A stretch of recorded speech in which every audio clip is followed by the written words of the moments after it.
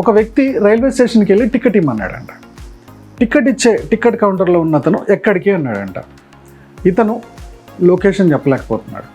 అతను టికెట్ ఎక్కడికని ఇస్తాడు? అంతే కదా. అంటే ఎక్కడికి వెళ్ళాలి అనే ఒక క్లారిటీ, ఒక గోల్ లేకపోతే టికెట్ కౌంటర్లో ఉన్న అతను కూడా టికెట్ ఇవ్వలేడు. మరి మనం సంపాదిస్తున్నాం. ఈ సంపాదనతో ఫ్యూచర్లో మనకి ఏం ఖర్చులు ఉన్నాయి, మన అవసరాలు ఏంటి, మనం ఎంత సేవ్ చేసుకోవాలి, ఈ సంపాదిస్తుంది ఎటు పోతుంది అని మనకు క్లారిటీ లేకపోతే ఫైనాన్షియల్ సెక్యూరిటీ అనేది ఎక్కడొస్తుంది? రైతు సంపాదిస్తాడు బాస్. సంపాదించిన దాంట్లో తన ఇంటి అవసరాలు కొంచెం ఉంచుకొని మిగిలింది అమ్మేస్తాడు. కొన్ని సంవత్సరాల నుంచి ఇది వస్తుంది. అంటే ఒక సంపాదనని మన అవసరాలు పోను మిగిలింది అమ్మేస్తాడు. సేమ్ అలానే మన ఫ్యూచర్ అవసరాలు కొంత ఉంచుకొని మిగిలింది ఖర్చు చేయాలి కదా. ఈ క్లారిటీ అనేది లేకపోతే ఫ్యూచర్లో అప్పులు ఎక్కువైపోతాయి, బాధలు ఎక్కువైపోతాయి, ఫ్రస్ట్రేషన్ ఎక్కువైపోతుంది. అందుకని మనకి గోల్ అనేది క్లారిటీగా ఉండాలి.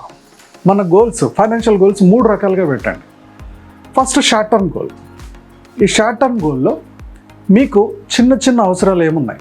చిన్న ఈఎంఐ ఉంది, క్లోజ్ చేయాలి, లేకపోతే ఒక చిన్న ఫోన్ కొనుక్కోవాలి. ఇది short term goal. Next mid term goal.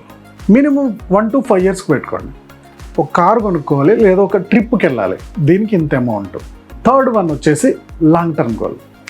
ఈ లాంగ్ టర్మ్ గోల్ ఐదర్ మీ కార్ అవ్వచ్చు, లేకపోతే మీరు కంపెనీ స్టార్ట్ చేస్తున్నారు దానికి స్టార్టప్ కోసం అవ్వచ్చు, పిల్లల ఎడ్యుకేషన్ కావచ్చు, మీ రిటైర్మెంట్ కావచ్చు, లేదా మీ మ్యారేజ్ ప్లాన్ కోసం కావచ్చు.